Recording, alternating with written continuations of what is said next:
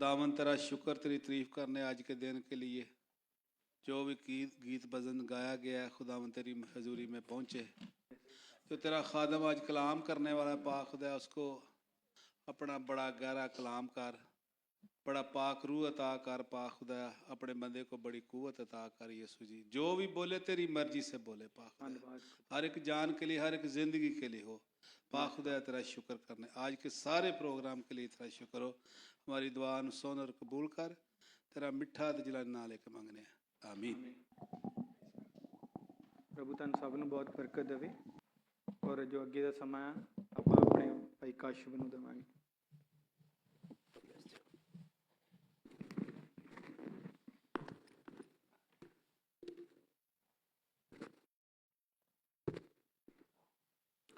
यीशु के ज़िंदा जलाली व बरकत और कदूस नाम में आप सबको सलाम।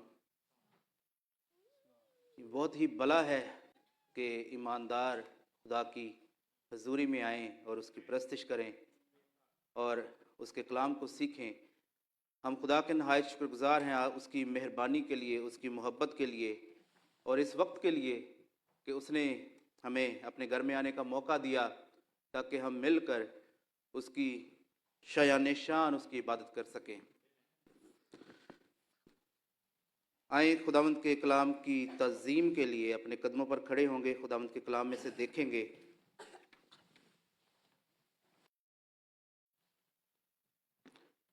दूसरा क्रंथियों उसका 3 बाब और उसकी दूसरी आयत से मैं पढ़ना चाहता हूँ, दूसरी और तीसरी।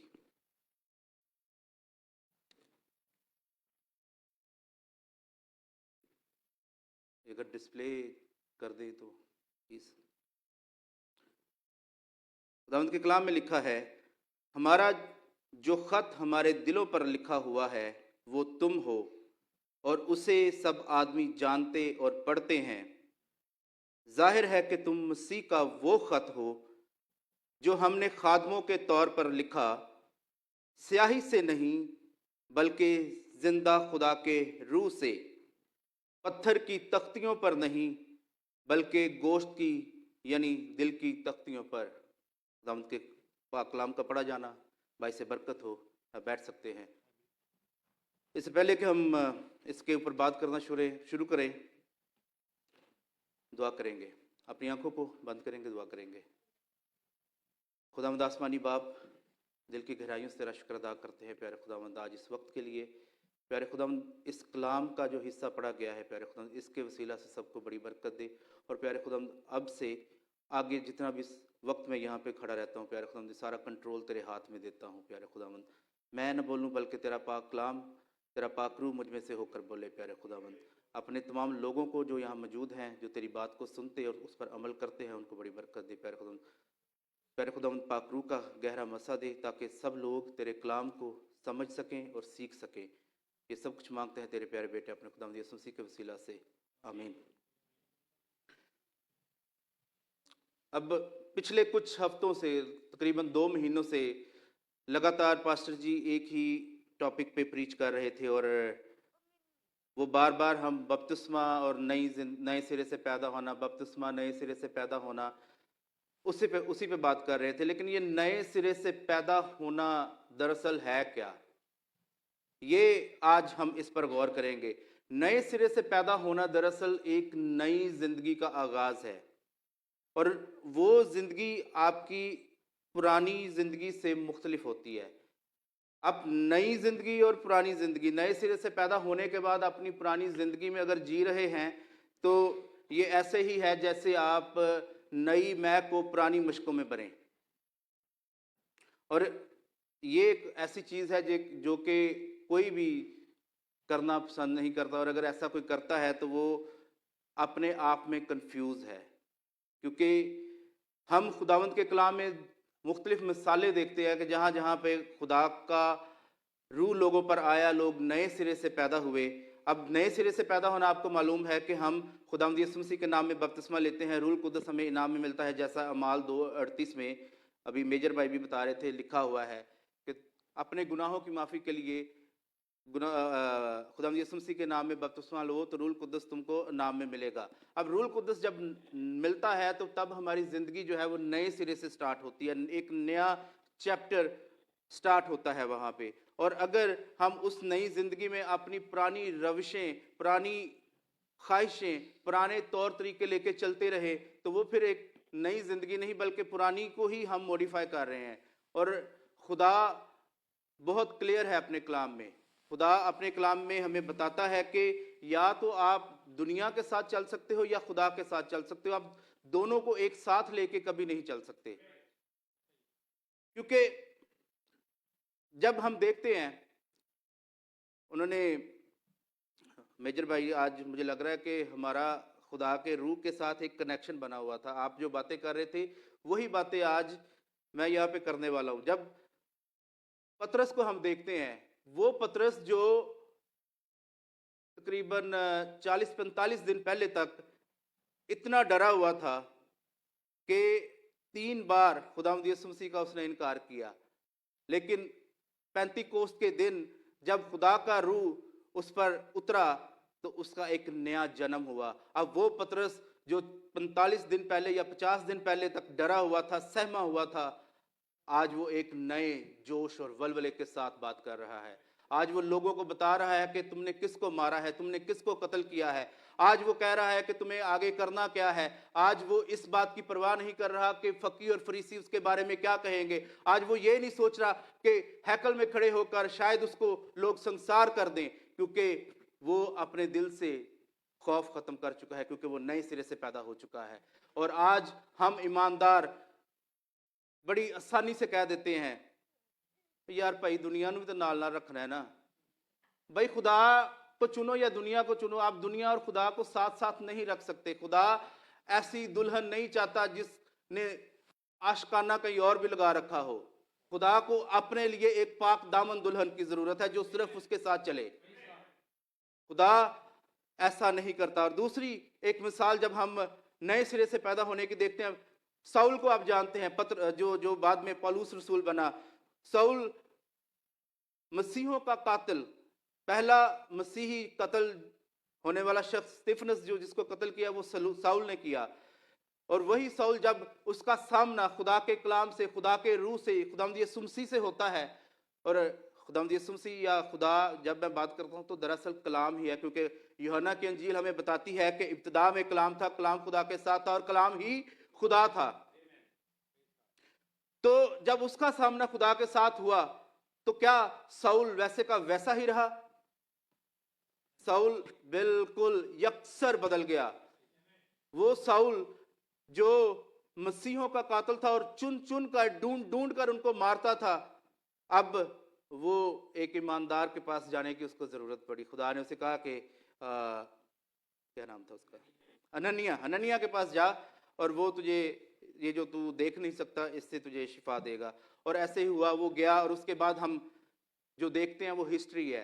आदि बाइबल तो नहीं कह सकता, लेकिन बाइबल की कम से कम 10 से 15 खत जो है वो उसी साउल ने, जो बाद में पौलुस बना, उसी ने लिखे। और ये हकीकी जिंदगी है, ये हकीकी नए सिरे से पैदा होना है। नए सिरे से पैदा होकर आप पुराने नहीं रह सकते। और वो साउल भी, पौलुस भी साउल नहीं रहा, बल्कि वो पौलुस बना। और अब जब वो जिंदगी में आगे आगे जिंदगी गुजारता है तो हम देखते हैं कि किस तरह से वो बहुत सी कलीसियों को, रोमियों को, क्रंथियों को, फिलिपियों को और भी बहुत सारी कलीसियाओं को वो किस तरह से उन्हें ईमान के साथ कायम रहने की तलकीन करता है। जो लोग, जिनका सामना या जिनकी मुलाकात खुदा से और खुदा के हकीकी कलाम से हो जाती है, वो अपनी ज़िंदगी में वैसे नहीं रहते।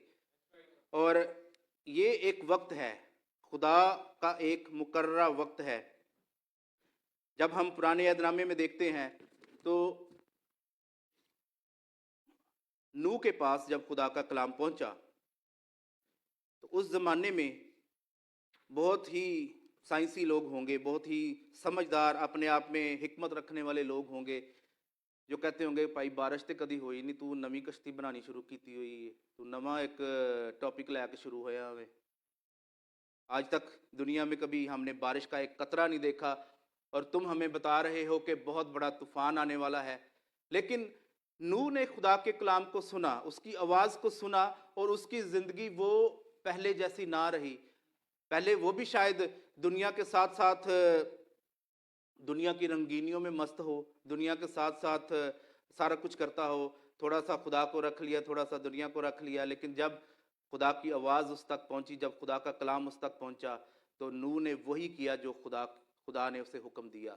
फिर उसने ये नहीं सोचा कि दुनिया मुझे क्या कहेगी, दुनिया शायद उसको पागल कहती होगी, दुनिया उसको शायद सोचती होगी कि ये आदमी दिमाग से पैदल हो गया है, ये आदमी हिल गया है, शायद कहते हैं ये बड़ाऊ सड़क गया है, पता नहीं क्या क्या लोगों ने उसको कहा होगा। लेकिन उसने लोगों की परवाह नहीं की। आज हम ईमानदार अक्सर औकात लोगों की बातों की वजह से डर जाते हैं, क्योंकि हमारा ईमान कमज़ोर होता है। हम खुदा के डर को पीछे छोड़ के दुनिया के डर में आगे बढ़ जाते हैं कि जी दुनिया हमें क्या कहेगी, ये कोई तुसीं नਵੇਂ ਕੰਮ करने शुरू ਕੀਤੇ ਨੇ, ਤੁਹਾਡੀ ਤੇ ਜ਼ਿੰਦਗੀ ਤੁਸੀਂ ਤੇ अपने आप ਨੂੰ ਵਿਖਾਵਾ कर रहे हो शायद। लेकिन जो हकीकी तब्दीली होती है, जब आप नए सिरे से पैदा होते हैं तो फिर आप दिखावा नहीं करते, फिर आपको वो चीज़ें जो पहले अच्छी लगती थी वो आपको बुरी लगना शुरू हो जाती हैं। क्योंकि उसकी वजह जो हम देखते हैं वो गलतियों 5 बाब और उसके 24 आयत में देखते हैं। डिस्प्ले कर दें प्लीज़, गलतियों 5 बाब और उसकी 24 आयत। हाँ जी, यहाँ पे लिखा है कि जो मसीह यस्सु में हैं उन्होंने जिस्म को उसकी रगबतों और ख्वाहिशों समेत सलीब पर खींच दिया है। तो जब आप अपनी ख्वाहिशों को, अपने जिस्म को और उसकी ख्वाहिशों को, उसकी रगबतों को सलीब पर खींच देंगे तो सलीब पर क्या होती है? मौत होती है। तो आपकी ख्वाहिशों की मौत हो जाती है। तो जब आपकी ख्वाहिशें मर जाती हैं तो फिर आपको दुनिया की कोई भी चीज़ अट्रैक्ट कर ही नहीं सकती, क्योंकि आपकी मंजिल, आपका वतन आसमान है। तब आप आसमान की तरफ देखते हैं कि वहाँ से क्या फरमान जारी होता है, फिर आप उस आवाज़ को सुनते हैं, फिर आप उस कलाम को सुनते हैं और उसके साथ चलते हैं। आप ये परवाह नहीं करते कि दुनिया हमें क्या कहेगी या दुनिया हमारे बारे में क्या सोचेगी। हम जब नए सिरे से पैदा होके किसी भी कलीसिया से निकलते हैं या लोगों के सामने जाते हैं, दुनिया को नज़र आते हैं, तो लोगों को हमें कोई बहुत बड़ी 2.5-3 किलो की स्लीप पहन के लोगों को नहीं दिखाना कि हम मसीह में हैं, हम मसीही हैं। लोगों को आपके अंदर मसीह नज़र आना चाहिए, क्योंकि जब मसीह आपके अंदर आता है तो वो बाहर भी उसका जलाल नज़र आता है। और जब आपके अंदर मसीह नहीं होगा तो बाहर भी आपके उसके जलाल नज़र नहीं आएगा, क्योंकि बीज को मरना पड़ता है तो तब ही एक नया पौधा बनता है। पहले आपको मरना पड़ेगा, आपको ये फितरी तौर पे नहीं मरना पड़ेगा, आपको अपने रूहानी तौर पर वो जो एक ज़िंदगी थी उसको ख़त्म करके एक नई ज़िंदगी को उसके ऊपर चढ़ाना होगा, उसके ऊपर एक नया जिस्म लेना होगा, एक नया रूह अपने अंदर भरना होगा, फिर आप उसके मुताबिक ज़िंदगी गुजारते हैं। खुदावंद के कलाम में आगे चलते हुए हम देखेंगे इब्रानियों उसका 11 बाब उसकी 24 से 26 आयत। यहाँ पे अभी थोड़ी देर पहले हम गीत गा रहे थे, जैसे मैं मूसा के साथ साथ था। ये मेरा one of the favourite songs आप कहें तो वो है, क्योंकि इसमें एक तो इस बात की हमें तसल्ली मिलती है कि जैसे खुदा मूसा के साथ था वैसे ही वो हमारे साथ है। और खुद आगे हम जब गाते हैं तो लिखा है कि मेरे कलाम से ना दाएं मुड़ना ना बाएं मुड़ना, चाहे लोग मुंह मोड़ जाएं लेकिन आपने वहाँ से नहीं फिरना, क्योंकि आप खुदा के कलाम के साथ चलने का कष्ट कर चुके हैं। और खुदावंद के कलाम में इब्रानियों में और उसके 11 बाब और उसकी 24 से 26 आयत हम देखेंगे। यहाँ पे लिखा है, ईमान ही से मूसा ने बड़े होकर फिरौन की बेटी का बेटा कहलाने से इनकार किया, इसलिए कि उसने गुनाह का चंद रोज़ा लुत्फ उठाने की निस्बत खुदा की उम्मत के साथ बदसलूकी बर्दाश्त करना ज़्यादा पसंद किया। आगे चलें। और मसीह के लिए लान तान उठाने को مسیح کے خزانوں سے بڑی دولت جانا کیونکہ اس کی نگاہ اجر پانے پر تھی. آمین. اب موسیٰ کی زندگی کو ہم دیکھتے ہیں کہ کس طرح سے ایک تو اس کی پیدائش ہی معجزانہ طور پہ ہوئی، کیونکہ اس وقت جو فرعون کا حکم تھا وہ یہ تھا کہ کوئی بھی نر بچہ زندہ نہ رہے گا، بلکہ اس کو پیدا ہوتے ہی مار دیتے تھے. لیکن اس کی ماں یوکبد نے اور بہن مریم نے کسی طرح سے اس کو بچایا، اور اس کے بعد جب 2-3 مہینے کے بعد وہ نہ اس کو مزید سنبھال سکے تو انہوں نے بچے کو ٹوکری میں رکھ کے دریا میں چھوڑ دیا، اور وہاں فرعون کی بیٹی، وہ ساری سٹوری آپ جانتے ہیں کہ کس طرح سے وہ آگے فرعون کے محل میں پہنچا، اور اس کے بعد کس طرح سے یوکبد موسیٰ کی ماں فرعون کے محل پہنچی اور اس نے موسیٰ کی تربیت کی. اسی نے موسیٰ کو بتایا ہوگا کہ ابراہیم کا خدا، اسحاق کا خدا، یعقوب کا خدا ہمارا خدا ہے، وہ ہمیں یہاں سے چھڑائے گا. اور وہ شاید وہ جانتی ہو، شاید وہ نہ جانتی ہو کہ وہ ان کو چھڑانے والا جو بندہ استعمال ہوگا وہ موسیٰ ہوگا. لیکن کہنے کا مقصد یہ ہے کہ ایک بیسک ایجوکیشن جو تھی وہ اس کی ماں نے اس کو دے دی تھی. اب خدا، کیونکہ ہم یہ جانتے ہیں کہ خدا نے ہمیں بنائے عالم کے پیشتر سے چن رکھا ہے، تو موسیٰ کو بھی خدا نے اس کے پیدا ہونے سے برسوں پہلے تک چن رکھا تھا. لیکن اس کو خدا کے ساتھ ملاقات کرنے میں جانتے ہیں کتنا عرصہ لگا؟ 80 سال. 40 سال تک وہ فرعون کے محل میں رہا، اور وہاں پہ اگر آج کی دنیا کا کوئی بندہ ہوتا نا تو وہ بڑی آسانی سے کہتا ہے یار خدا تے جدو جاواں گے خدا کو خدا نو بھی ویکھ لواں گے، ایتھے تے سارا کچھ ہے، میرے کو سارا کچھ ہے، ہر چیز میرے پاس موجود ہے. یہاں تک کہ اگر ہو سکتا ہے کہ اگلے آنے والے کچھ سالوں میں نیا فرعون ہی بن جاؤں. وہ بن سکتا تھا نا، مطلب فرعون وہ وہاں پہ شہزادے کی طرح وہاں پہ رہتا تھا، فرعون کی بیٹی کا بیٹا تھا، وہ آنے والے وقت میں بادشاہ بن سکتا تھا. اس کے پاس خزانے کی بھرمار تھی، کسی چیز کی اس کے پاس کمی نہ تھی. لیکن ہم نے کیا پڑھا کہ اس نے مسیح کے لیے لان تان اٹھانے کو مصر کے خزانوں سے بڑی دولت جانا، کیونکہ اس کی نگاہ اجر پانے پر تھی، اور وہ اجر جو ہے وہ خدا کی طرف سے ملتا ہے. اور جب اب جانتے ہیں کہ موسیٰ نے ایک مصری کو مارا اور اس کے بعد وہ وہاں سے بھاگ گیا، حالانکہ وہ بادشاہ کے محل میں رہنے والا کوئی عام انسان بھی نہیں تھا، کوئی ورکر بھی نہیں تھا، وہاں شہزادی کا بیٹا تھا. آج کا قانون یا کچھ ملکوں کا قانون جیسے ہمارے ملکوں میں ہے کہ جو پاورفل ہے اسی کا قانون ہے، تو مصری کو مارنے کے بعد بھی اس کا شاید کوئی بال بیکا نہ کر سکتا. لیکن وہ خدا کا ایک پلان تھا کہ وہ وہاں سے بھاگ گیا اور اس کے بعد وہ بیابانوں میں چلا گیا، اور یترو اپنا جو اس کا سسر تھا اس کی بیڑ بکریاں چرانا شروع کر دیں. اور جب اس نے ایک دن جلتی ہوئی جاڑی کو دیکھا تو اس دن بھی وہ موسیٰ سوچ سکتا تھا میں کیوں جاواں، کوئی اور تر جائے گا.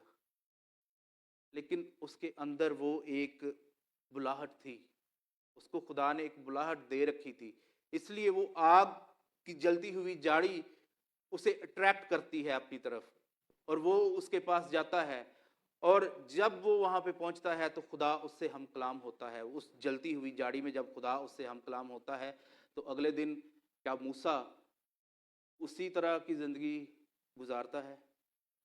اگلے دن لکھا ہے کہ وہ ایک دم سے اتنا گھبرا گیا یا ہڑبڑا گیا کہ اس نے گھوڑے پر زین بھی نہیں ڈالی، اپنے بیوی بچوں کو وہاں پہ بٹھایا اور مصر کو چل پڑا.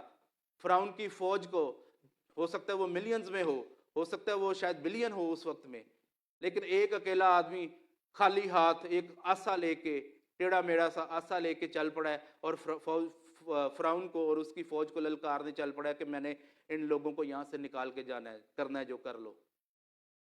اس کے ساتھ خدا کا کلام تھا، اس کے ساتھ وہ پاور تھی جو خدا نے اسے دی تھی، اس کے پاس وہ ہمت، وہ دلیری جو تھی وہ خدا دیتا ہے. کیونکہ کیا لکھا ہے کہ جب تم روح القدس پاؤ گے تو دلیری پاؤ گے. اس کو وہ روح القدس حاصل ہو چکا تھا، اس کو وہ دلیری حاصل ہو چکی تھی، اس لیے اب وہ فرعون سے نہیں ڈرا. وہ چلا اور فرعون کو اس نے جا کے چیلنج کر دیا اور بالآخر لوگوں کو وہاں سے لے کے نکلا. اور جو کام موسیٰ کی زندگی میں خدا کے ساتھ ملاقات کرنے کے بعد ہوئے، وہ پہلے نہ کبھی کسی نے دیکھے تھے نہ کسی نے سوچے تھے. اور وہ نئی اور عجیب چیزیں آپ کی زندگی میں تب ہوتی ہیں جب آپ خدا کے ساتھ چلتے ہیں اور جب آپ کی ملاقات خدا کے ساتھ ہو جاتی ہے. جب تک آپ اپنے پرانے کمفرٹ زون میں رہتے ہیں تب تک تبدیلی نہیں آتی. کمفرٹ زون یا ایک وہ کیمپ یا وہ خیمہ آپ کو چھوڑنا پڑتا ہے. اور جو یہ دنیا ایک خیمہ کی طرح ہے، اس کو خیمہ سمجھیں. جب آپ خدا کے ساتھ چلنے کا ارادہ کرتے ہیں تو آپ کو اس کیمپ سے باہر آنا پڑتا ہے، اس کمفرٹ زون سے. کمفرٹ زون یہ ہے کہ آپ وہاں پہ ایک پرسکون سی زندگی گزار رہے ہیں، نہ آپ کو کسی خدا کا ڈر ہے نہ آپ کو کسی دنیا کا ڈر ہے، کیونکہ آپ سوچتے ہیں کہ آپ نے دونوں کو راضی رکھا ہوا ہے. وہ آپ کا ایک کمفرٹ زون ہے. لیکن خدا ہمیں کمفرٹ زون میں نہیں رہنے دیتا. خدا ہم سے یہ چاہتا ہے کہ جب ہم اس سے مل لیں، اس کو حاصل کر لیں، تو پھر اس کمفرٹ زون سے ہم باہر نکلیں. اس خیمے سے باہر نکل کے خدا کے خیمے میں آنے کی ضرورت ہوتی ہے. جب ہم خدا کے خیمہ میں آ جاتے ہیں تب ہماری زندگی میں نئے کام ہوتے ہیں، عجیب کام، ایسے کام کہ آپ ان کا یقین بھی نہیں کر سکتے. شاید اگر میں آپ سے کہوں کہ جب میں نے خدا کے ساتھ چلنے کا ارادہ کیا، خدا کو حقیقی طور پر اندر سے دل سے قبول کیا، تو میری زندگی اگر میں لوگوں کو بتاؤں تو شاید وہ سمجھیں کہ میں لمبی باتیں چھوڑتا ہوں، لیکن جو حقیقت میں میرے ساتھ ہوا وہ مجھے معلوم ہے کہ میں کتنا پرسکون ہوں. مجھے نہ موت کا ڈر ہے نہ کسی اور چیز کی فکر، کیونکہ خدا سب سنبھالتا ہے، وہ دیکھ رہا ہے، وہ میرے ساتھ ہے. میرا ایمان ہے، میرا یقین ہے کہ خدا میرے ہر ایک کام میں، ہر ایک حال میں میرا ہم سفر ہے، میرا ساتھی ہے. وہ مجھے کبھی اکیلا نہیں چھوڑتا، وہ مجھے کبھی مصیبت میں اکیلا نہیں چھوڑتا. مجھے مصیبت آنے سے پہلے اپنا ہاتھ بڑھا کر وہاں سے نکال لیتا ہے. اب جب ہم نئے سرے سے پیدا ہو جاتے ہیں تو ہماری زندگی میں گناہ کی گنجائش نہیں رہتی. اس کی وجہ یہ ہے کہ جب بنی اسرائیل کو جب شریعت ملی تو ان کو اپنے گناہوں کی معافی کے لیے ہر سال ایک قربانی گزارنا پڑتی تھی، اور سال بہ سال وہ قربانی ان کو اس بات کی یقین دہانی نہیں کرواتی تھی کہ ان کے گناہ ہمیشہ کے لیے معاف ہو گئے، بلکہ وہ جب بھی اگلے سال قربانی کرنے آتے تو وہ پھر سے گناہوں کو یاد کرتے. پھر سے ان کو یاد آتا کہ ہم تو ابھی بھی گناہ گار ہیں، ابھی پھر قربانی کی ہے، اگلے سال پھر قربانی کرنے پڑے گی. لیکن جب خداوند یسوع مسیح نے آ کر ہم سب انسانوں کے گناہوں کی خاطر اپنے آپ کو صلیب پر قربان کر دیا، ہماری خاطر اپنی جان صلیب پر قربان کر دی، تو گناہوں کا کفارہ جو ہمیں عطا کرنا تھا وہ خداوند یسوع مسیح نے خود دے دیا. تو اب ہمارے گناہ ہمیشہ کے لیے معاف ہو گئے. اب جب ہم یہ جانتے ہیں، ہم ایمان رکھتے ہیں کہ ہمارے سب گناہ خداوند یسوع مسیح کے وسیلہ سے معاف ہو چکے ہیں، اور اگر ہم پھر بھی اپنی وہی پرانی روشوں کو قائم رکھیں، اپنی پرانی راہوں پر چلتے رہیں اور پھر سے گناہ کے اوپر گناہ کرتے رہیں، لوگوں کو دکھانے کے لیے بس برائے نام ایک بپتسمہ لے لیں اور کہیں کہ جی ہم مسیح میں شامل ہو گئے ہیں، لیکن ہماری زندگی میں تبدیلی نہ آئے، تو کیا آپ سب سے سوال ہے، کیا آپ کے پاس گناہوں کا کوئی اور کفارہ ہے؟ نکالیں ذرا میرے ساتھ عبرانیوں 10 باب اور اس کی 26 سے 29 آیت پڑھیں گے. عبرانیوں 10 باب 26 سے 29 آیت. یہ جو آیات ابھی میں پڑھنے والا ہوں یہ ان ایمانداروں کے لیے ہیں جو مسیح یسوع میں شامل ہو چکے ہیں، جنہوں نے مسیح یسوع کو پہن لیا ہے، جنہوں نے اس میں شامل ہونے کا بپتسمہ لے لیا ہے. یہ آیات ان کے لیے ہے. اور ذرا غور کیجئے گا लिखा है, क्योंकि हक की पहचान हासिल करने के बाद अगर हम जानबूझकर गुनाह करें, जानते बूझते हुए गुनाह करें, तो गुनाहों की कोई और कुर्बानी बाकी नहीं रही। आगे चलें।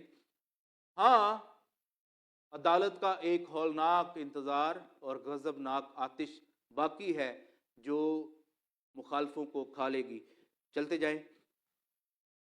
जब मूसा की शरीयत का नाम मानने वाला, यानी कि जो कानून को नहीं मानता था, जो तोड़ता था, जब मूसा की शरीयत का नाम मानने वाला 2 या 3 शख्सों की गवाही से बगैर रहम किए मारा जाता है, यानी कि होता क्या था कि अगर 2 या 3 गवाहियां मिल जाती थी किसी के खिलाफ जो शरीयत को तोड़ता था तो वो मारा जाता था। तो अगली आयत देखे, 29वीं आयत, तो ख्याल करो कि वो शख्स किस कदर ज्यादा सजा के लायक ठहरेगा जिसने खुदा के बेटे को पामाल किया और अहद के खून को जिससे वो पाक हुआ था। हमारे अहद का वो खून जिससे हम पाक हुए हैं वो यीशु मसीह का खून है जो सलीब पर बहाया गया। तो जिसने खुदा के बेटे को पामाल किया और अहद के खून को जिससे वो पाक हुआ था नापाक जाना और फजल के रूह को बेइज्जत किया, उसको कितनी बड़ी सजा मिलेगी। क्योंकि हमारे पास दूसरा और कोई कफारा बाकी नहीं, एक ही कफारा था और वो यीशु मसीह है। और यीशु मसीह ने जब हमारी खातिर जान देकर हमारे गुनाहों को ऐसे खत्म कर दिया, बर्फ की मानद धोकर साफ कर दिया, तो अब दूसरा कोई गुनाहों का कफारा हमारे पास मौजूद नहीं। तो इसलिए जब तक आप खुदावंद यीशु मसीह में नहीं है, एक तरह से आप कंफर्ट जोन में हैं, तब तक आपके पास फ्री हैंड है कि आप जो चाहें जैसा चाहें करते जाएं। लेकिन शायद मिसाल में या वाइज में है कि जो तुझे करना है ए जवान, जो तुझे वाइज में कि जो तू करना चाहता है कर, लेकिन याद रख के अदालत के दिन तुझे सब बातों का हिसाब देना पड़ेगा। आज़ादी है लेकिन इतनी ज़्यादा भी आज़ादी नहीं कि आप कुछ भी करते जाएं। लेकिन जिस दिन आप खुदावंद यीशु मसीह की कुर्बानी को ये मान लेते हैं, ये कबूल कर लेते हैं कि खुदावंद यीशु मसीह ने आपकी खातिर सलीब पर जान दी ताकि आपके गुनाहों का कफारा दिया जाए, उस दिन वो आपके पहले वाले सारे गुनाह माफ हो जाते हैं। और अब जब सब गुनाह, पुराने गुनाह माफ हो गए, तब नए गुनाह करने का लाइसेंस आपको नहीं मिल जाता, क्योंकि ये लिखा है कि आपके पास अब कोई दूसरा और कफारा बाकी नहीं। जो एक कफारा था वो अदा हो चुका। अब वो वक्त नहीं रहा कि आप फिर से एक बरा ज़िबा करें और आप अपने हर साल ब साल अपने गुनाहों से माफ़ी हासिल करें, क्योंकि जो बड़ी कुर्बानी खुदावंद यीशु मसीह ने हमारी खातिर देनी थी वो एक बार हो चुकी। और जब मूसा को हम देखते हैं, आगे चलते चलते जब वो बियाबानों में से गुजर रहे हैं तो आग का सतून और उनको एक चट्टान है जिसमें से वो पानी पीते हैं। खुदा के कलाम में हम देखते हैं तो वो चट्टान दरअसल मसीह यस्सु था, वो उसी में से पानी पीते थे। और वो आग का सतून और वो बादल जो होता वो भी यस्सु मसीह था। यस्सु मसीह के खैमा में जब वो लोग आ गए तो वो उनके साथ साथ रहा। लेकिन एक दिन कुछ लोगों को ख्याल आया कि ये मूसा अपने आप को बहुत बड़ा नबी समझता है, क्या हम में किसी चीज की कमी है। उन्होंने दरअसल उस कैंप से बाहर निकलने की कोशिश की और वो थे बनी कोरा और बनी दातन। उन्होंने एक तरह से खुदा को ही चैलेंज कर दिया। तो उनका अंजाम आप बखूबी जानते हैं, आप उससे वाकिफ हैं कि जमीन खुली, वो सब के सब बाल बच्चों समेत खैमों समेत उस जमीन में जा गिरे और जमीन बंद हो गई। अब जब खुदा के खैमा में एक बार आ जाते हैं, अब आप अपनी जिंदगी को खुदा के लिए वक्फ कर देते हैं और उसके बाद अगर आप गुनाह में वापस गिर जाते हैं और उस कैंप से, उस जोन से बाहर आ जाते हैं, जो प्रोटेक्शन शील्ड आपके लिए लगी हुई है, आप उससे बाहर आ जाते हैं, तो फिर मरना आपके लिए वाजिब हो जाता है। और आप, वो ऐसी मौत होती है वो जो सिर्फ जिस्मानी नहीं बल्कि रूहानी मौत होती है। और अक्सर हम लोगों में प्रोक्लेम नहीं कर सकते, ये खुदावंद यीशु मसीह का इजहार भी नहीं कर सकते, लोग डर जाते हैं। लेकिन शायद वो डर जाते हैं, लेकिन खुदा का कलाम कहता है कि उससे ना डरो जो जिस्म को कत्ल करता है या जिस्म को मारता है, बल्कि उससे डरो जो रूह और जिस्म दोनों को मार सकता है। हम उससे तो नहीं डरते जो रूह और जिस्म को मार सकता है, बल्कि उससे डरते हैं जो सिर्फ बदन को मारता है। बदन मरेगा, इधर ही रह जाएगा, लेकिन अगर आपकी रूह मर गई तो आप हमेशा की आग में जाएंगे। जब आप नए सिरे से पैदा होते हैं तो फिर हमें अपनी नई जिंदगी जीनी है, और उसमें क्या करना है, हमें सब्र करना है, और सब्र करके खुदा की मर्जी को पूरा करना है। लोग आपको नई नई बातें बताएंगे, कोई आपको बिद्दती कहेगा, कोई आपको ओनली जीसस कहेगा, कोई आपको कहेगा यार तुसी कोई नवा ही अकीदा लैके आ गए हो, तुसी कोई नवी प्रीचिंग लैके आ गए हो, असी तो नहीं, एक फलाना वड्डा पादरी, फलाना वड्डा बिशप, फलाना वड्डा आर्च बिशप, फलाना डॉक्टर, फलाना थियोलॉजियन, वो तो इस गल नूं किसी नूं नहीं मानते। भाई जो हम बता रहे हैं वो खुदा के कलाम से बता रहे हैं, कोई अपने घर से तो मैं कुछ पका के बना के नहीं ले आया ना। खुदा के कलाम में जो लिखा है हम वही आपको बताएंगे और उसी के साथ खड़े रहेंगे, क्योंकि जब यशवा मुल्के कनान में लोगों को लेके गया तो उसने कहा कि तुम जो चाहो, जिसकी इबादत चाहो करो। रही बात मेरी और मेरे घराने की, तो हम तो खुदावंद ही की इबादत करेंगे और उसी को सजदा करेंगे। और आज मैं सब लोगों की गारंटी तो नहीं ले सकता, लेकिन मैं अपने घराने के लिए, अपने बीवी बच्चों के लिए ये कहूँगा कि हम तो इसी खुदा की इबादत करेंगे और इसी के कलाम को मानेंगे। उसके अलावा ना हम किसी के अकीदे को मानेंगे, ना हम किसी की थियोलॉजी को मानेंगे, ना हम किसी की सेमिनरी को मानेंगे, क्योंकि जो इंसान का बनाया हुआ है वो इंसान के साथ गर्क होता है। जो खुदा का बनाया हुआ है वो खुदा के साथ हमेशा कायम रहता है, क्योंकि वो गैर फानी है। आमीन। दो छोटी छोटी कहानियां या मसाले खुदावंद यीशु मसीह जब इस दुनिया में थे, हम जानते हैं कि खुदावंद यीशु मसीह ने तमसीलों में कलाम सुनाया, सिखाया लोगों को, ताकि लोगों को समझ आए। मैं दो स्टोरीज आपके सामने रखना चाहता हूँ, छोटी छोटी। आप फर्ज करें कि दो लड़कियां हैं, दो नौजवान लड़कियां हैं और दोनों की शादी हो रही है, और दोनों की शादी से पहले एक एक रिश्ता था, एक एक बॉयफ्रेंड कह लें, आसान करने के लिए, मैं समझाने के लिए आपको सिर्फ बात कर रहा हूँ, इसको समझने की कोशिश कीजिए। दोनों के शादी से पहले बॉयफ्रेंड थे। अब जब दोनों का बारी अलग अलग एक एक बंदे के साथ उसकी शादी हो गई, तो एक लड़की ने सब कुछ जो माजी का था माजी में रहने दिया। नए रिश्ते में बंधने के बाद उसने सब कुछ छोड़ छाड़ दिया और सिर्फ अपने दुल्हा के साथ कायम रही, और उसी के साथ उसके कानून में रहकर, उसकी ताबेदारी में रहकर, उसकी फर्माबरदारी में रहकर ज़िंदगी गुजारी। और दूसरी लड़की जो थी उसका भी बॉयफ्रेंड था, उसने शादी होने के बाद भी उसके साथ तल्लुकात रखे, उसके साथ एक तरह से नाजायज़ तल्लुकात कह ले रखे। तो आप क्या समझते हैं, कौन सी लड़की उन दोनों में से, कौन सी दुल्हन उन दोनों में से मकबूल ठहरेगी? पहले वाली, जिसने सब कुछ पीछे छोड़ दिया और अपने दुल्हा के साथ लगी रही और उसके साथ कायम रही, जिसने अपना बॉयफ्रेंड भी रखा और दुल्हा भी रखा। वो एक ना एक दिन तो पकड़ी जाएगी, एक ना एक दिन तो उसका हिसाब होगा और उसको सज़ा तो मिलेगी। तो हम बतौर कलीसिया जब ये बात करते हैं कि हम ईमानदार जो हैं, जिन्होंने मसीह यीशु को कबूल किया है, हम मसीह की दुल्हन हैं, और अगर दुल्हन बन जाने के बाद भी अपने तल्लुकात किसी और के साथ कायम रखें, तो क्या खुदा हमें अदालत में नहीं लाएगा? लेकिन जो दुल्हन सब कुछ छोड़ छाड़ कर सिर्फ अपने दुल्हा के साथ जिंदगी बसर करेगी, उस पर अदालत नहीं आएगी, क्योंकि जो हमारे माजी में हो गया उसका अब हम रिवर्स नहीं कर सकते।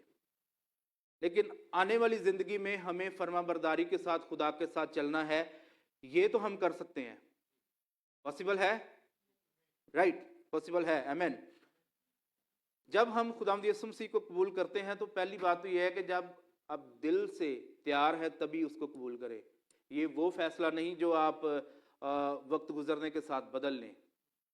अगर आप उसके साथ चल नहीं सकते, उसके साथ कायम नहीं रह सकते, तो अपने आप को टाइम दें। अभी भी शायद वो वक्त हो, शायद आपको दूल्हा के आने से पहले वक्त मिल जाए कि आप अपनी कुप्पियों के लिए तेल खरीद लें।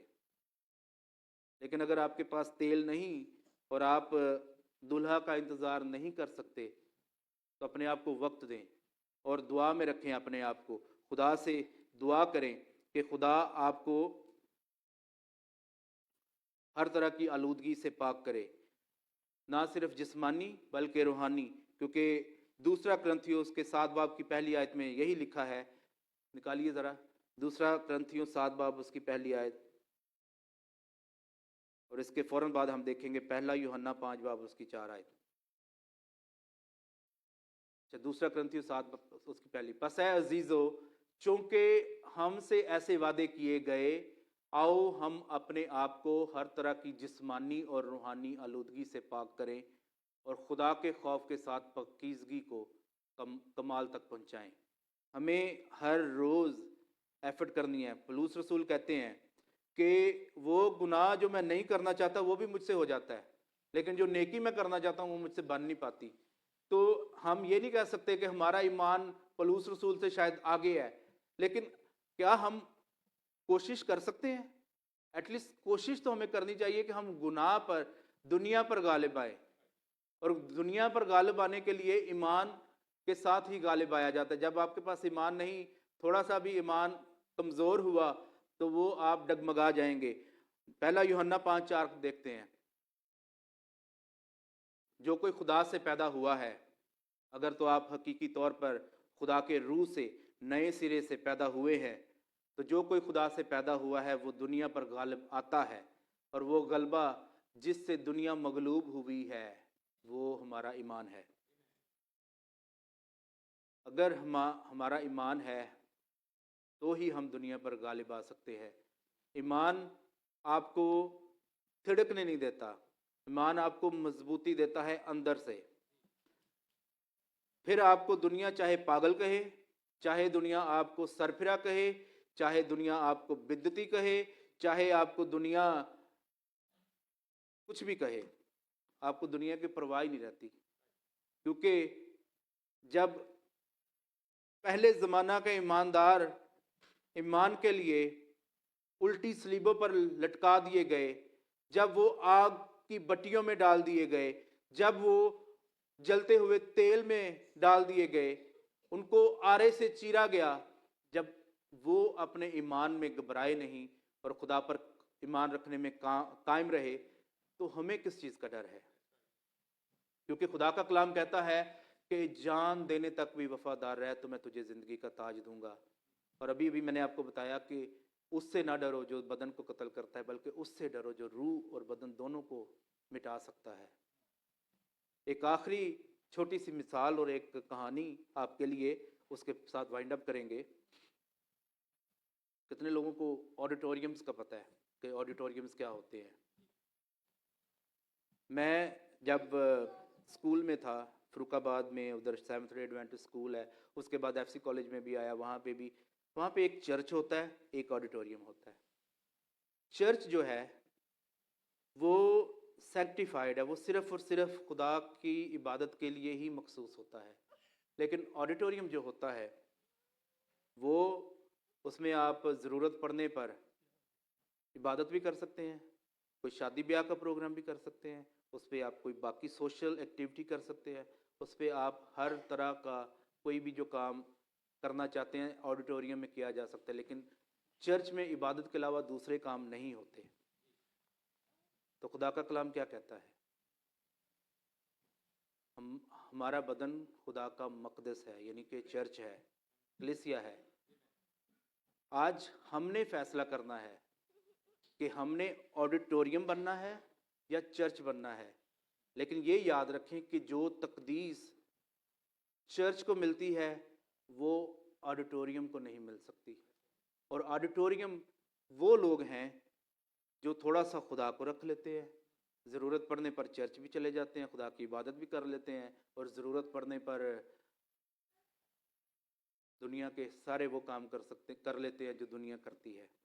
हमें आज इस बात पर गौर करने की ज़रूरत है कि बतौर ईमानदार जब हम खुदावंद यीशु मसीह को कबूल कर लेते हैं, उसके रूह को हासिल कर लेते हैं, नए सिरे से पैदा हो जाते हैं, तो फिर हमारे पास ऑडिटोरियम बनने का ऑप्शन नहीं रहता।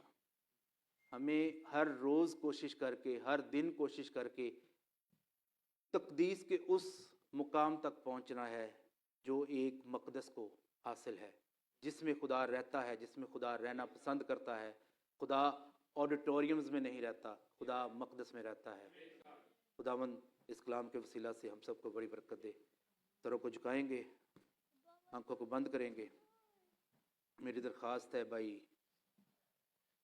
अशोक से कि कलाम के लिए दुआ में रहनुमाई करें।